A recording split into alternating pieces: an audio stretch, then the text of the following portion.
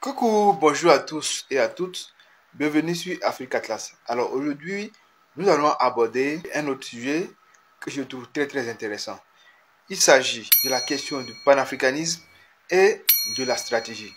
Quel rapport on peut établir, quel lien on peut établir entre la stratégie en géopolitique et le panafricanisme? La stratégie implique l'usage, c'est-à-dire l'utilisation de tous les moyens dont dispose un État pour atteindre son objectif politique. En stratégie, il y a deux moyens principaux. Nous avons le hard power et nous avons le soft power. Le hard power consiste à utiliser la force, d'accord, pour atteindre l'objectif politique, d'accord.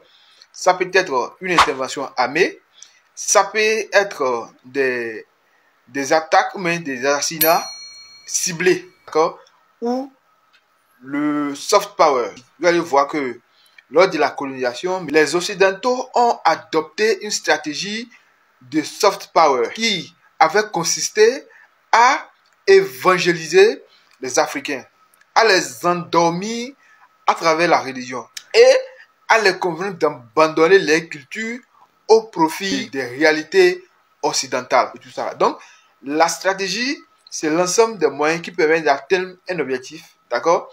Et il y a deux moyens pour atteindre un objectif à travers la stratégie. Il y a les moyens doux et il y a les moyens violents.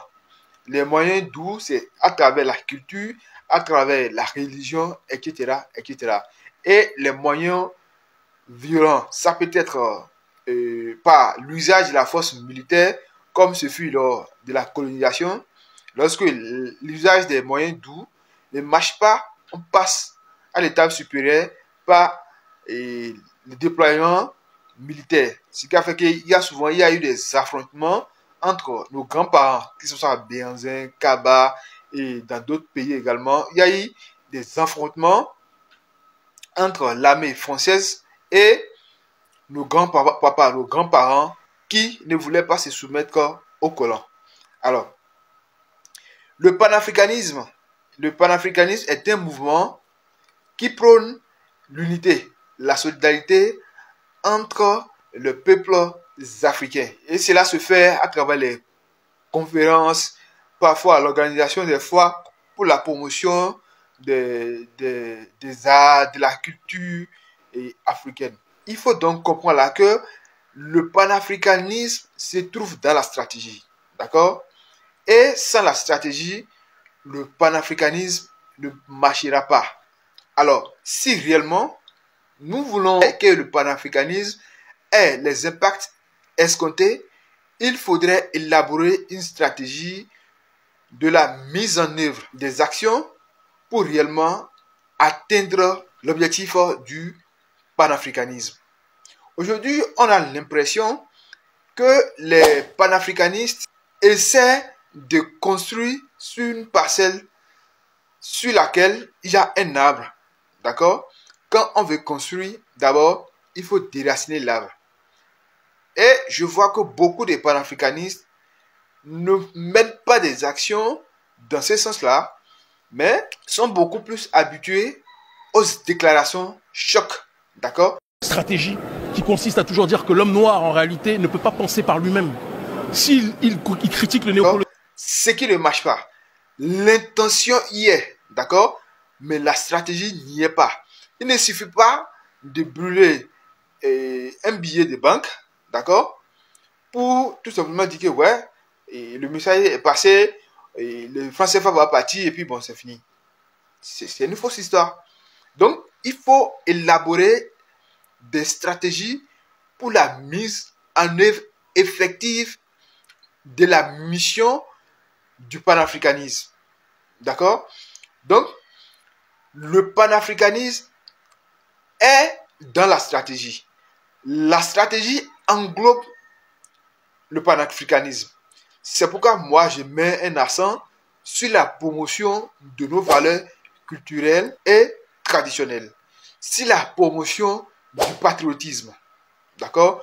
Pour réellement prendre conscience de nos potentiels pour pouvoir accomplir l'objectif que cherchent les panafricanistes. Un panafricaniste sans une stratégie, ça ne marche pas et ça ne marchera jamais. Aujourd'hui, nous avons des exemples très simples. D'accord? Nos parents ne savaient pas fabriquer les trucs sophistiqués. D'accord? Mais il y a un truc qu'ils savaient très bien faire. Ils savaient donner des noms à leurs enfants. D'accord? Quand tu vas dans la Takora, tu vas attendre les Nda, les Mpo. Quand tu vas chez les Yoruba ou les Nago, tu vas attendre Ola Toudé, ainsi de suite. Quand tu vas chez les Fonds, tu vas attendre Senakmon et plein d'autres noms. Ils savaient donner un nom. Le nom que nous portons là, nos grands-parents savaient donner ça. Aujourd'hui, tu trouves des personnes, ils s'appellent Ashley. Des personnes, ils s'appellent Joanita. Des personnes, c'est des noms que même on les pose la question, ils auront tellement du mal à définir. Ils ne savent pas ce que ça veut dire. Nous parlons de la souveraineté et nous adoptons des pratiques, des faits qui ne relèvent pas de chez nous. D'accord? Nous adoptons des pratiques. Nous agissons, nous nous comportons pas comme les Africains et nous disons que nous voulons la liberté, nous voulons la souveraineté. C'est contraire à ce que nous cherchons. D'accord? Nous avons été endormis, nous avons été évangélisés et en plus de cela, la globalisation absorbe les valeurs africaines au profit des valeurs occidentales. C'est un moyen de domination qui se trouve dans la stratégie et ça se trouve précisément dans le soft power. Le soft power consiste à faire usage des moyens culturels, des moyens idéologiques, des moyens religieux pour atteindre un objectif politique. Tant que nous ne prenons pas conscience que la religion venue d'ailleurs, les manières de faire venues d'ailleurs constituent également une forme de domination.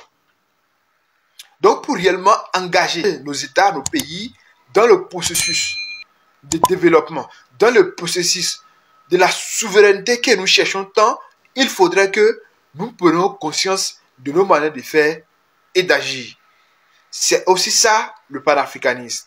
D'accord? Donc, il faudra prendre conscience de ces petits détails sur lesquels nous ne mettons pas assez d'importance, mais qui constituent également un énorme moyen de soumission à l'impérialisme. D'accord? Donc, je pense que nous, Africains, nous devons prendre conscience de ces moyens-là. Il y a tellement d'éléments qu'on peut citer qui constituent des moyens de domination. Donc, le panafricanisme sans la stratégie, c'est zéro au fait.